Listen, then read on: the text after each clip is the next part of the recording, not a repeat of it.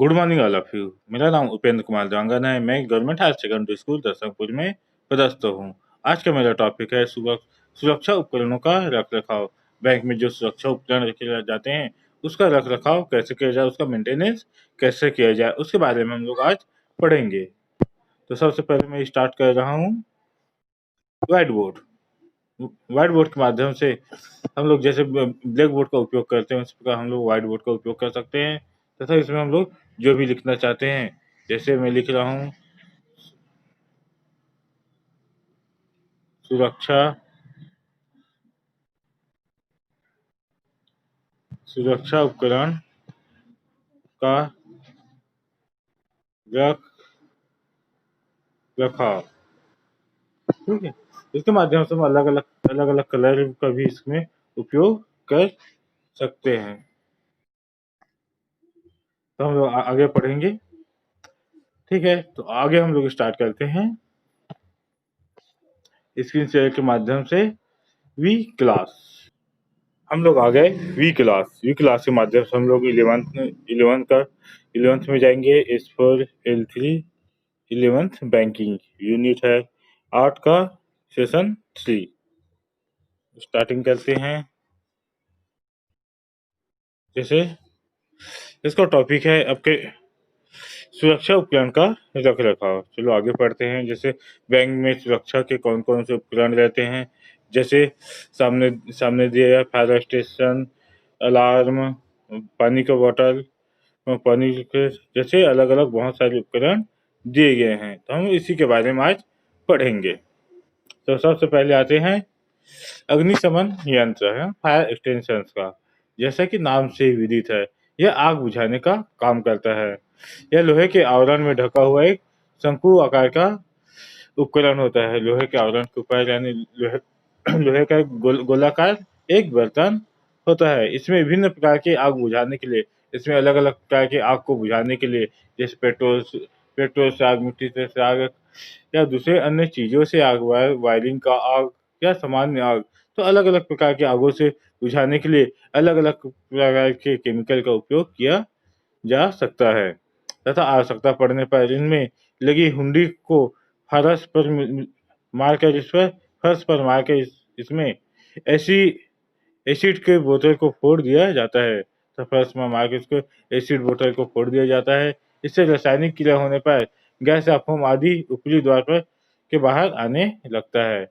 इसको फोड़ने पर क्या फर्श या दीवार पर फोम की एक परत दीवार पे आने लगता है, जिससे आग बुझाने में आसानी होता है। इसको आग की दशा में छोड़कर आगे बुझाई जाती है तथा इसको आग आग के सामने में रखकर आग को बुझाया जा सकता है।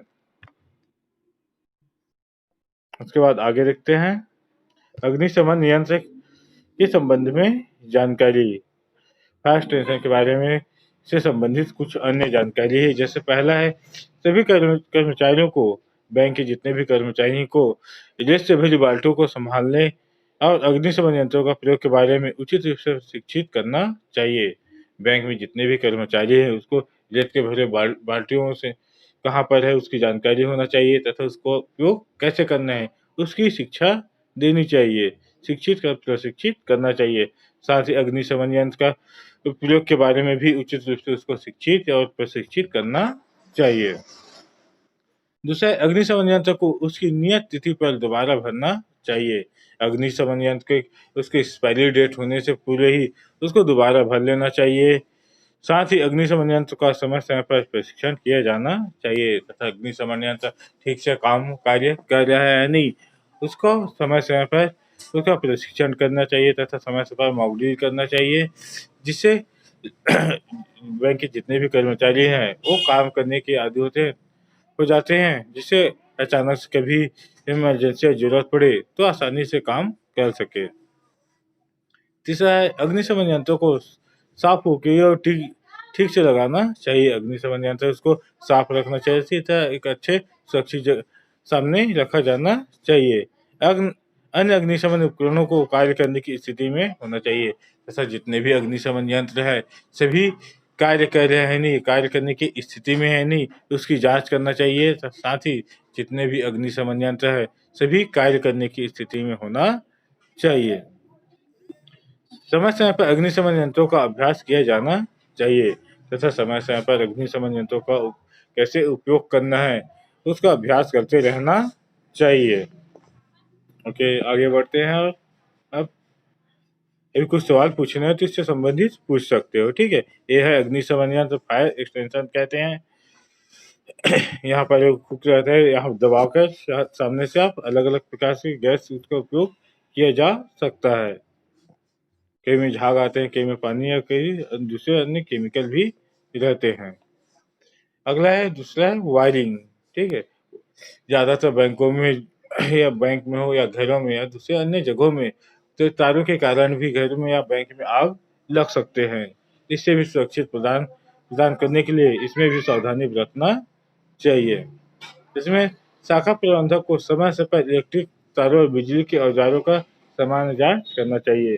जो बैंक के प्रबंधक है या मैनेजर है उसको समय समय पर इलेक्ट्रिक तारे है, जो वायरिंग है और बिजली के औजार है उसका सामान्य जांच करनी चाहिए। पुरानी बिजली के तारों या जोड़ का उपयोग नहीं किया जाना चाहिए तथा जो पुराने बिजली के तार हैं तो उसका उपयोग जोड़कर नहीं किया जाना चाहिए। बिजली के तारे अधिकतम 17 वर्ष तक होती है, क्योंकि बिजली की जो तारे है उसका अधिकतम वर्ष 17 वर्ष होती है। इस वर्ष को बार बार जोड़ कर तोड़ कर उसका उपयोग नहीं करना चाहिए। पुरानी तार को शॉर्ट सर्किट होने से बचने के लिए तुरंत बदला जाना चाहिए। अगर जोड़ों से शॉर्ट सर्किट हो सकता है तो इस कंडीशन से बचने के लिए जब भी कोई तार खराब होता है उसको बदल देना चाहिए। सॉकेट सॉकेट नए लगाने के लिए तारों का उपयोग नहीं करें तथा सॉकेट में लगाने के लिए तारों का उपयोग नहीं करना चाहिए। इसलिए 3 पिन प्लग का उपयोग किया जाना चाहिए। उसको उसको उलझाने के बजाय पूरी तारों को बदल दिया। अगर तार बहुत ज़्यादा उलझ गया है तो उसको और उलझाने की जगह आप उसको बदल कर आसानी से आराम से बदल लगा सकते हैं, लगाना चाहिए। चलो आगे देखते हैं।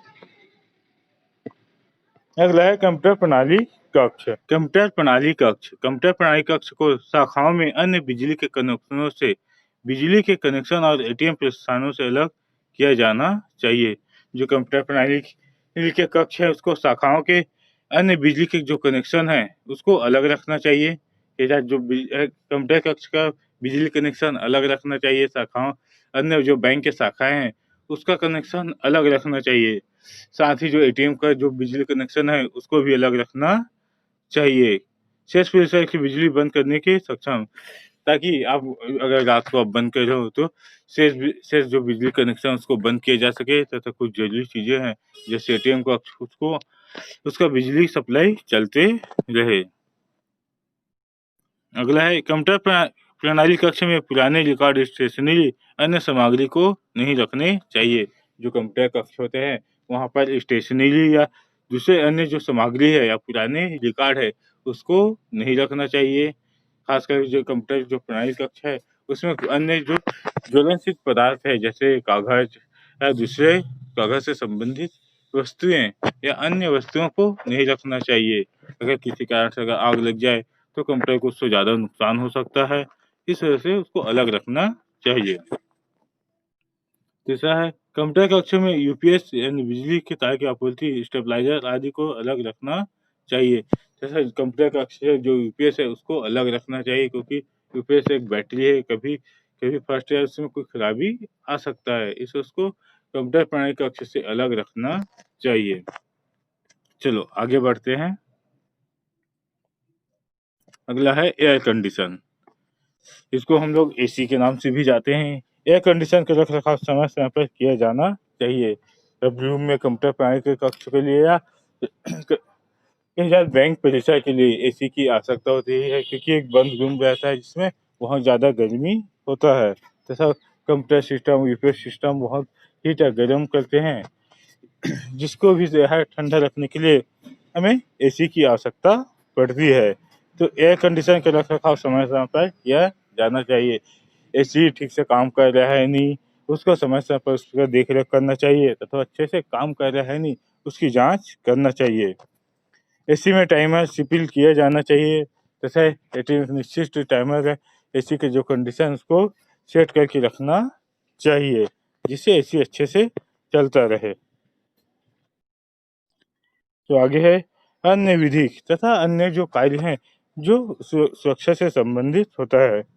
जैसे पहला है अग्निशमन यंत्र के लिए आयोजित बाल्टियों को 3 से 4 की क्षमता में रेत पानी से भरना चाहिए। जब भी आप बैंक परिसर में रेत से भरी हुई बाल्टी रखते हो तो अगर एक बाल्टी का 4 हिस्सा में अगर आप रेत भरे हो तो उसके 3 हिस्सा में पानी भी भरा हुआ होना चाहिए।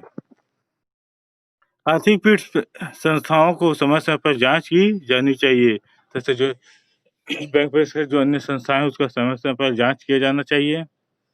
जैसा हमेशा शाखाओं कार्यालयों की बिजली के लोड की आवश्यकता सीमा होना चाहिए तथा जो बैंक परिसर की जो बिजली की लोड क्षमता है यानी लोडिंग लेने की जो क्षमता है वो आवश्यक सीमा के अंतर्गत होने चाहिए। ओवरलोड नहीं होना चाहिए। ओवरलोड होने से कभी भी खराबी बिजली में खराबी आ सकते हैं। चौथा कम ज्वलनशील और अधिक अधिक ज्वलनशील प्रौद्योगिकी सामान का उपयोग किया जाना चाहिए तथा हमेशा बैंक परिसर में कम ज्वलनशील पदार्थों का उपयोग किया जाना चाहिए तथा अधिक आग का प्रतिरोधी जो सामग्री है उसका उपयोग किया जाना चाहिए जिससे आग कम लग सके। पांचवा फायर अलार्म सेंसर या अन्य हीटर सिस्टम आदि का निर्बाध विद्युत की आपूर्ति की जानी चाहिए। तो फायर अलार्म में जो सेंसर रहते हैं या हीटर सिस्टम रहते हैं अन्य हीटर जो सिस्टम रहते हैं जो आपको सूचना देने के कार्य करते हैं कि आग या दूसरे खतरों के बारे में उस पर बिना किसी रोक टोक के विद्युत बिजली की आपूर्ति होनी चाहिए। छठवा बिजली टिपिंग तंत्र का समय समय पर परीक्षण किया जाना चाहिए तथा बिजली आपूर्ति की जो आपूर्ति जो तंत्र है उसका समय समय पर प्रशिक्षण किया जाना चाहिए। सातवां इंसुलेशन प्रतिरोध प्रशिक्षण समय समय पर पूरा किया जाना चाहिए तथा जो इंसुलेशन होते हैं या प्रतिरोध होते हैं उसका परीक्षण किया जाना चाहिए समय समय पर। आठवां शाखा से निकलने से पहले कंप्यूटर बिजली के उपकरण आदि को बंद कर देना चाहिए। जब आप बैंक बंद करके जब आप छुट्टी के समय निकलते हो तो शाखा कंप्यूटर और बिजली के जो उपकरण है उसको बंद कर दिया जाना चाहिए। न वाहन आदि के रास्ते नहीं रोके। इसे अग्निशमन में गाड़ियों के लिए रास्ता साफ करे जैसा आम जनता के लिए भी अगर कोई अग्निशमन यंत्र का गाड़ी जा रहा है तो उसको बीच में नहीं रोकना चाहिए तो उसको रास्ता देना चाहिए। 10वां आग के मामले में लिफ्टों का उपयोग नहीं करें। अगर आप ऐसी बिल्डिंग में जहां पर आग लगा है तो आप नीचे उतरते समय लिफ्ट का उपयोग नहीं करें। इसके बजाय सीढ़ियों का उपयोग करना चाहिए। 11 है इमरजेंसी लाइट हमेशा अच्छी कार्यशील स्थिति में होनी चाहिए तथा इमरजेंसी लाइट रखना चाहिए जो हर स्थिति में कार्य कर सके। Okay, thank you.